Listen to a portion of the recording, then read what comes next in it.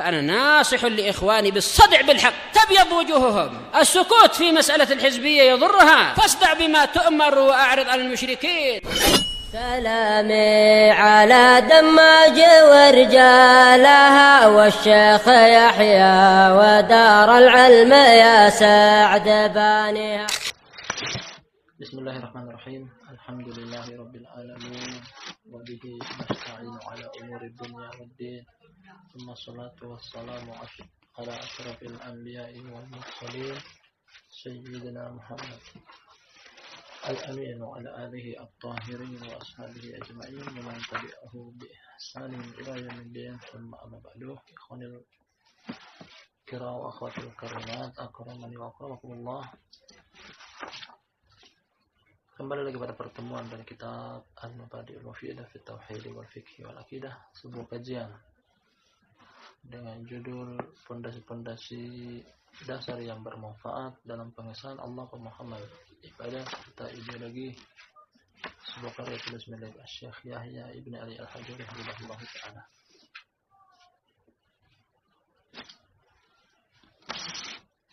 Pada pertemuan terakhir dari kajian kitab Al-Mabadi'ul Mufidah, dua poin yang telah kita ambil berkaitan dengan ilmu gaib.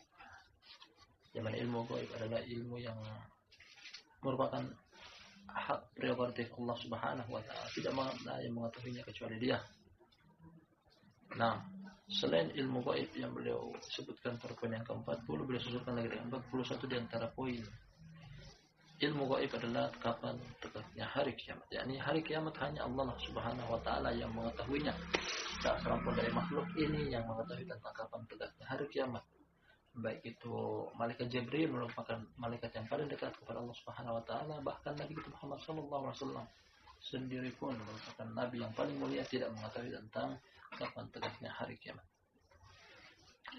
Nah, kita akan masuk pada poin yang berikutnya dari masih berkaitan dengan poin-poin akidah, bagian akhir dari Al-Mabadi Al-Aqidah. Kita lanjut pada poin yang berikutnya, kata Syekh Yahya Ibn Ali Al-Hajuri hafizahullah, As-Sani wal Arba'un, hadis yang ke-6, kami poin yang ke-42. Poin yang ke-42. Kata Syekh Yahya, Fa'idha qila laka, apabila dikatakan kepada engkau, apabila ditanyakan kepada engkau, kam syurutu qubulil amali, berapakah syarat diterimanya amalan? Nah, arti dari pertanyaan ini bahwasanya amalan yang diamalkan oleh seorang pengamal, ibadah yang diamalkan oleh seorang yang beribadah, tidak serta-merta akan diterima oleh Allah Subhanahu wa ta'ala kecuali apabila terpenuhi beberapa syarat berikut ini. Sebelum kita baca apa saja syarat-syarat diterimanya amalan, sebagai peringatan kepada kita semuanya bahwa tidak setiap amalan yang dilakukan oleh kita bisa diterima. Oleh karena itu hendaknya terpenuhi kriteria-kriteria diterimanya amalan tersebut. Kalau tidak terpenuhi, tidak akan pernah terima, tidak akan pernah diterima oleh Allah Subhanahu wa ta'ala amalan kita. Oleh karena itu penting kita untuk mengetahui apa saja kriteria-kriteria amalan kita agar diterima oleh Allah Tabaraka wa ta'ala. Fakul salasatan, maka katakanlah, kata Syekh Yahya, jawablah dengan ada tiga kriteria, 3 prosedur, 3 syarat amalan itu baru akan diterima oleh Allah Subhanahu wa ta'ala. 3. Al-awwal, yang pertama adalah al-Islam, agama Islam. Artinya, al-kafiru la yaqbalullah wa amal. Orang kafir Allah tidak akan menerima amalan mereka. Paling pertama adalah Islam. Paling pertama adalah Islam. Subhanallah. Orang kafir dengan seluruh jenis kekafiran mereka selain daripada agama Islam, seserius apapun mereka beribadah, giat dan bersungguh-sungguh bagaimanapun mereka ketika beribadah, mereka tidak akan pernah diterima oleh Allah Subhanahu wa ta'ala. Karena kekafiran termasuk penghapus amalan. Kekafiran termasuk faktor ditolaknya amalan oleh Allah Subhanahu wa ta'ala. Nah, dan kita ketahui bahwasanya Syekh Yahya Habibullah Ta'ala ketika membawakan satu argumen, beliau tidak lupa untuk membawakan pula landasan hukumnya. Dan ini yang menguatkan kita menerima argumen demi argumen, opini demi opini, poin pelajaran demi poin pelajaran yang beliau bawakan dalam buku beliau ini, Al-Mabadi wal-Mufidah. Kita baca landasan hukumnya. Bahwasanya orang kafir tidak diterima amalannya. Artinya amalan hanya diterima oleh Allah Subhanahu wa taala bagi orang-orang yang berislam. Wa dalilu qaulullah ta'ala, landasan hukumnya adalah perkataan Allah yang Maha Tinggi. Sebuah potongan ayat dari surat Al-Furqan.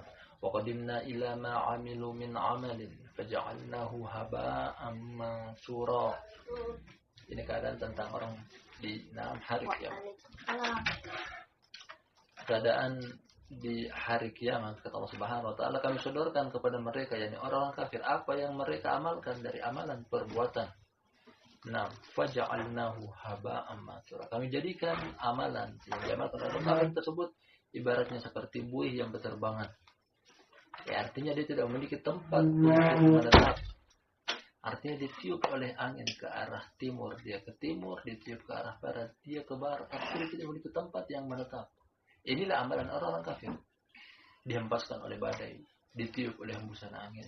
Nah, dia tidak menetap, bahkan pergi. Seperti itulah ibaratnya amalan orang-orang kafir. Tidak diterima oleh Allah Subhanahu wa taala. Waliyadillah. Nah, arti ini motivasi kepada kita bahwasanya barakallahu fikum jami'an, pertama-tama hendaknya kita dulu mengislamkan diri kita. Nah, karena itu satu-satunya syarat diterimanya amalan. Kemudian barakallahu fikum jami'an, hendaknya pun kita bersemangat, termotivasi. Nah, orang-orang yang kita cintai dari anggota keluarga kita, hendaknya juga kita islamkan. Karena percuma serius apapun, bersungguh-sungguh sebagaimanapun, nah, seseorang beramal namun ketika tidak dibawa di agama Islam, tidak boleh diterima oleh Allah Subhanahu wa taala. Percuma. Ibaratnya seperti apa yang dicontohkan dari surat Al-Furqan yang baru kita baca. Wa qala ta'ala, landasan hukum yang kedua, innama yataqabbalullahu minal muttaqin. Sesungguhnya saja Allah hanya menerima dari orang-orang yang bertakwa, dari orang-orang yang Islam.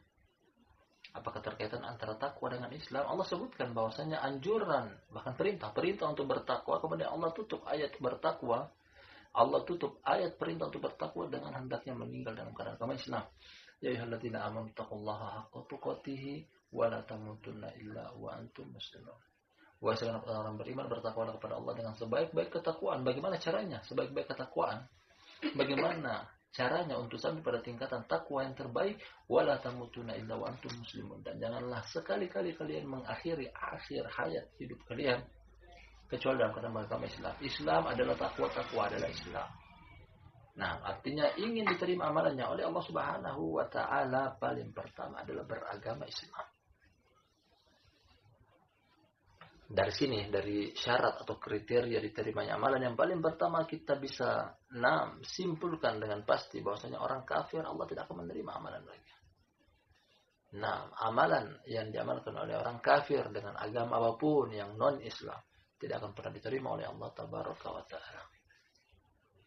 Kita pindah ke yang kedua. Nah, kriteria atau prosedur yang kedua diterimanya amalan. As-tsani al-ikhlas. Yang kedua adalah al-ikhlas.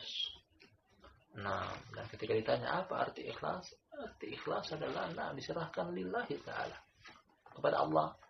Bukan nanti sholat ketika disuruh oleh atasan, bukan nanti mau beribadah kecuali setelah diperintah oleh orang tua. Bukan. Alasan kita beribadah bukan orang tua. Alasan kita beribadah bukan atasan. Alasan kita beribadah adalah lillahi ta'ala. Allah yang perintahkan kita, Allah yang suruh kita, Allah yang anjurkan kita. Nah, kepada Allah kita beribadah. Allah yang kita inginkan, Allah yang kita harapkan. Ini makna ikhlas. Artinya, bisa jadi seseorang telah masuk dalam lingkaran agama Islam. Dia Islam. Menurut status. Nah, kependudukan dia Islam. Status agama dia Islam. Tapi ketika dia beribadah tidak ikhlas. Nah, dia beribadah hanya karena mungkin disuruh oleh satu pihak dari pihak-pihak yang mungkin dia segani, dia takuti. Nah, orang tua dia, atasan dia, bos dia, majikan dia. Tapi masih tetap amalan tersebut belum diterima oleh Allah Subhanahu wa taala. Harus ikhlas lillahi taala. Yang dicari adalah Allah, yang diharap adalah Allah, yang dia meminta adalah Allah Subhanahu wa taala. Wa dalilu landasan hukumnya perkataan Allah Subhanahu wa taala, "Wa ma umiru illa liya'budullaha mukhlishina lahud-din." Nah, ayat ini berkaitan dengan di awal ayat dari surat Al-Bayyinah menyebutkan tentang orang-orang ahli kitab. Nah, yang artinya wama umiru, tidaklah mereka diperintahkan illa liya'budullaha, melainkan untuk beribadah kepada Allah. Bagaimana bentuk peribadatannya? Mukhlishina lahuddin, mengikhlaskan kepadanya, yakni kepada Allah, agama. Nah, artinya ikhlas adalah satu perintah dalam satu rangkaian peribadatan. Ibadah tidak akan pernah diterima oleh Allah Subhanahu wa taala tanpa keikhlasan. Ikhlas yang tadi kita terangkan, Allah yang diinginkan adalah Allah, yang dicari adalah Allah, yang diharap adalah Allah, tujuannya adalah Allah, bukan selain Allah. Nah, ikhlas. Setelah boleh bawakan dalil kepada kita berupa ayat, kali ini boleh bawakan, lengkapkan juga berupa hadis. Kita baca hadisnya. Kata Syekh Yahya ibn Ali al-Hajuri hafizahullahu ta'ala, wa fi hadis Abi Hurairah al-Qudsi anna an-nabiy sallallahu alaihi wasallam qala. Dalam hadis seorang sahabat namanya Abu Hurairah, hadisnya diistilahkan dengan hadis qudsi. Arti hadis qudsi adalah hadis yang Nabi sallallahu alaihi wasallam meriwayatkan langsung dari Allah Subhanahu wa taala. Artinya ini adalah perkataan Allah. Yang disampaikan kepada Nabi sallallahu alaihi wasallam atau yang disampaikan oleh Nabi sallallahu alaihi wasallam kepada kita. Bahwasanya Nabi sallallahu alaihi wasallam beliau berkata, qala Allah tabaraka wa ta'ala, Allah yang maha suci dan maha tinggi berkata, ana aghna syuraka anis syirk, man amila amalan asyraka fihi ma'i ghairi taraktuhu wa syirkahu. Kata Allah tabaraka wa ta'ala, aku adalah zat yang maha tidak butuh dengan sekutu, tidak butuh dalam tandingan. Allah tidak butuh saingan, tandingan, sekutu. Ibaratnya bahwasanya Allah Subhanahu wa taala pekerjaannya, rububiyahnya sendiri. Tidak butuh sekretaris, tidak butuh wakil, tidak butuh ajudan, tidak. Allah sendiri. Dalam mengatur Allah alam semesta, Allah sendiri. Dalam memberikan rezeki, mencipta, menghidupkan, mematikan, Allah sendiri. Tidak butuh sekutu. Kalau Allah zat yang maha berdiri sendiri, tidak butuh kepada yang lainnya. Kalau begitu, man amila amalan asyraka fihi ma'i ghairi, barang siapa yang mengamalkan satu amalan kemudian menyekutukan aku di dalam amalan tersebut bersama selainku, dia niatkan ibadahnya kepada Allah juga kepada selain Allah. Dia salat, dia mengatakan dengan lisannya lillahi ta'ala, tapi hatinya dia tujukan kepada orang tua agar orang tuanya tidak marah. Dia beribadah kepada Allah menurut pengakuan lisan dia. Tapi, hati dia mencari simpati dari teman-temannya, kawan-kawannya, sahabat-sahabatnya. Lisannya mengucapkan, aku beribadah lillahi ta'ala. Tapi sebenarnya yang dia cari adalah nilai dan perhatian dari majikannya, bosnya, orang, atasannya. Tapi ini namanya tidak ikhlas. Berarti masih ada tandingan kepada Allah Subhanahu wa taala. Apa ganjaran bagi orang ini yang beribadah kepada Allah, beribadah juga kepada selain Allah pada satu ibadah yang sama? Taraktuhu wa syirkah, kata Allah Subhanahu wa taala, aku tinggalkan dia dengan sekutu dia tersebut. Aku tinggalkan dia dengan sekutu dia tersebut. Artinya apa? Allah tidak menerima. Dibiarkan dia itu seorang diri dengan sekutu, tandingan selain Allah Subhanahu wa taala. Dua dalil, pertama dari ayat, kemudian yang kedua dari hadis, terkhususnya hadis qudsi menerangkan kepada kita bahwasanya syarat mutlak yang kedua diterimanya amalan oleh Allah tabaraka wa taala adalah ikhlas. Dan telah kita terangkan makna ikhlas, artinya adalah mengharap Allah, yang diinginkan Allah, tujuannya adalah Allah, visi dan misinya adalah Allah tabaraka wa taala, bukan yang lainnya. Setelah yang pertama Islam, yang kedua ikhlas, kita ke yang ketiga, kriteria diterimanya amalan yang ketiga. Kata Syekh Yahya as-Salis, yang ketiga al-mutaba'atu li Rasulillah sallallahu alaihi wasallam. Yang ketiga adalah mengikuti Rasulullah sallallahu alaihi wasallam. Mengikuti. Artinya apa? Amalan ibadah apapun Ya kita ketahui bahwasanya Allah Subhanahu wa taala syariatkan, perintahkan, anjurkan, wajibkan, fardukan. Nah, kita beribadah harus sesuai dengan petunjuk Rasulullah sallallahu alaihi wasallam. Jangan kita beribadah sendiri. Allah perintahkan kita untuk salat. Dan mari kita ambil ajaran salat dari Nabi sallallahu alaihi wasallam. Kata beliau dalam hadis Abu Malik. Bin al-Hurais dalam riwayat Imam Bukhari kata Nabi sallallahu alaihi wasallam, "Shallu kama ra'aitumuni usolli." Salatlah kalian sebagaimana kalian melihat aku salat. Artinya bagaimana salatnya Nabi sallallahu alaihi wasallam? Bagaimana amalan Nabi SAW dalam mempraktekkan salat, seperti itu juga harus salat kita. Jangan beda. Dimulai dari takbiratul ihram sebagai pembuka salat dan ditutup dengan 2 salam. Harus seperti itu persis, jangan ada perbedaannya. Kalau tidak akan diterima oleh Allah Subhanahu wa taala. Nah, demikian juga dalam perihal berhaji dalam hadis Jabir riwayat Imam Muslim kata Nabi sallallahu alaihi wasallam, "Khudu anni manasikakum." Ambillah kalian dariku tentang manasik hajiku. Sambil beliau mempraktikkan bagaimana amalan haji beliau. Diajarkan kepada para sahabat. Terkadang juga untuk mempraktikkan salat, beliau naik ke atas mimbar. Ketika salat menghadap ke arah kiblat, berdiri di atas mimbar. Nah, ketika dalam keadaan berdiri. Namun ketika tiba waktu untuk sujud, beliau turun ke lantai dasar, selesai salam, selesai salat, beliau menghadap kepada para sahabat sambil mengatakan, "Innama fa'altu dzalika lita'tammu bi wa lita'allamu sholati." Sesungguhnya saja aku melakukan, mempraktikkan perkara tersebut agar kalian mencontoh aku dan mempraktekkan. Dan menjadikan aku sebagai imam dan kalian mencontoh amalan. Artinya, amalan ibadah apapun yang kita persembahkan kepada Allah Subhanahu wa taala, selain pertama adalah harus beragama Islam, yang kedua ikhlas lillahi taala, yang ketiga juga harus dipenuhi mengikuti ajaran Nabi sallallahu alaihi wasallam. Tidak boleh untuk diselisih dalam hal berpuasa, dalam hal zakat, dalam hal sholat, kalimat la ilaha illallah, dalam muamalah, dalam bertingkah laku, kepribadian, akhlak, jual beli, bertetangga, dan seterusnya. Wa dalilu hadithu ummi al-mu'minin Aisyah radhiyallahu anha anna Nabiy sallallahu alaihi wasallam qala. Landasan hukumnya adalah dari hadis Ummu al-Mu'minin, ibundunya orang mukmin. Dia adalah Aisyah, semoga Allah meridhoinya, bahwa Nabi sallallahu alaihi wasallam beliau pernah berkata, hadisnya Aisyah, nanti akan datang maksudnya, dia adalah riwayat Imam Muslim. Kata Nabi sallallahu alaihi wasallam, "Man 'amila 'amalan laisa 'alaihi amruna fahuwa raddun." Barang siapa yang mengamalkan satu amalan tidak terdapat di atasnya perintah kami, maka amalan itu tertolak. Tanpa ragu-ragu Nabi sallallahu alaihi wasallam mengatakan tertolak. Amalan apa yang tertolak? Ketika tidak berlandaskan arahan, anjuran dari Nabi sallallahu alaihi wasallam. Sebagian orang terkadang kita jumpai dia ikhlas dalam beramal. Namun ternyata yang diamalkan adalah bid'ah yang tidak sesuai dengan tuntutan Nabi sallallahu alaihi wasallam. Artinya bukan sunnah, yang diamalkan adalah bid'ah, tidak akan diterima. 3 kriteria amalan itu akan diterima. Yang pertama adalah beragama Islam dulu.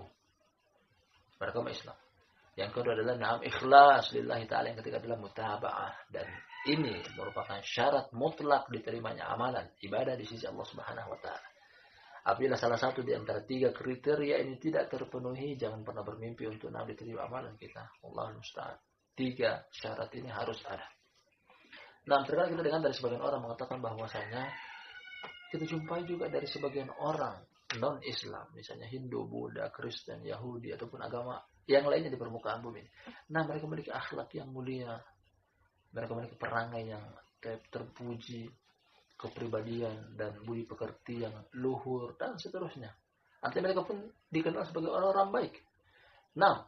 Apakah amalan mereka juga tidak diterima oleh Allah Subhanahu wa taala? Kita berikan jawaban bahwasanya sekedar akhlak bagus bukan syarat diterimanya amalan. Islam dulu.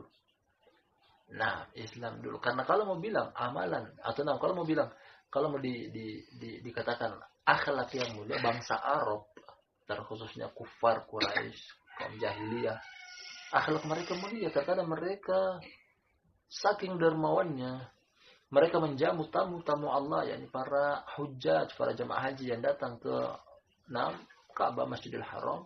Mereka menjamu dengan gratis. Tapi bukan cuma sekadar budi pekerti yang luhur, kedermawanan mereka, bahkan mereka adalah yang paling buruk, karena ketika mereka tidak berislam, tidak ikhlas, amal mereka tidak akan diterima oleh Allah Subhanahu wa taala. Bahkan mereka adalah orang yang paling buruk. Menilai seseorang itu diterima amalan atau tidak timbang dari 3 kriteria ini: beragama Islam, kemudian ikhlas lillahi ta'ala, kemudian al-mutaba'ah, mengikuti ajaran Rasulullah sallallahu alaihi wa ala alihi wasallam. Barakallahu fikum jami'an. Poin yang berikutnya nanti akan mungkin agak sedikit panjang pembahasannya, berkaitan dengan tawassul, bentuk-bentuk pendekatan diri kepada Allah Subhanahu wa taala. Ada beberapa macam, insyaallah kita akan ambil lain waktu. Terima kasih banyak atas